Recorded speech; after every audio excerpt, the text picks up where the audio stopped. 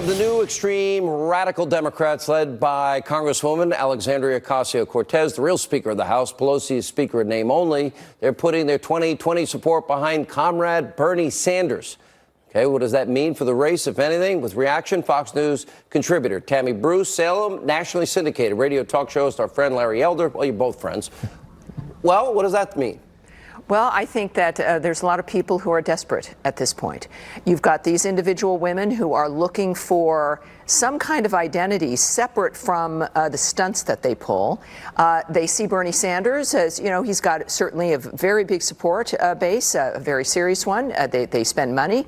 And I think that they believe that they can just maybe perhaps scoop that up in a certain way. I think it's a cynical thing for them to do. You know, it's difficult to say, but what we do know with AOC in particular, she talks about enthusiasm of the voter. And what's important to people, with her election, she couldn't even generate enough enthusiasm. Only like 11% of Democrats voted in her district. She had endorsed a woman to become DA for that district, a woman who failed. She did not win. She lost. So this is a young woman who, you know, can't even excite her own base and her own district. And I think all three of them realize that their behavior has damaged them, and they're looking for a seriousness that they're not going to get from him. And it may, in fact, even hurt whatever legacy he has with his own base. And Larry, they cling to the squad. They're scared to death of the squad.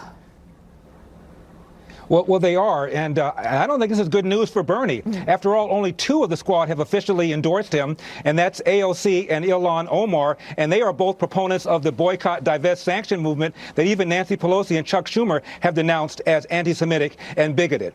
Also, these why is it news that a Democratic socialist, which is what AOC is supporting the only self-described Democrat socialist in the race? And finally, one member of the squad who has not endorsed him is Ayanna Pressley. She's black. The reason that's relevant is the only thing holding up Joe Biden are black supporters. And last night shows that most of these Democrats don't believe that Biden is the front runner anymore, and therefore that black support's got to go somewhere, and Bernie Sanders wants it and has been dogged by his lack of black support. So it's not good news that Ayanna Pressley has not supported him. How does this end? You know, I think that you've got, they know he's not going to be the nominee. I think that's clear at this point as well, right. Especially with the heart attack and the health issues. You think it's Warren's to lose? Oh, well, and she very well may, but we're still looking at a level of chaos that's fascinating at this stage because nobody quite knows what's going to happen. You know, they're perhaps looking for a seat warmer. They thought Joe Biden incorrectly would just sweep right on in. He can't. He can't do it. He's in bad shape. You know, there could be a possibility, and we know Hillary seems to still not want to go away, of imagine a brokered convention. Imagine that. Well, I don't know if they'll let it get there. Who's going to get this, Larry? We only have 15 seconds. Well, if I'm Michael Bloomberg, I'm smiling. I'm looking at these people and I'm saying, is this the best there is? So I still think there could be a surprise. But my money's on Elizabeth Warren right now. Hers to lose. At this point, yes. Hers right now. No one else. More Hannity right after this.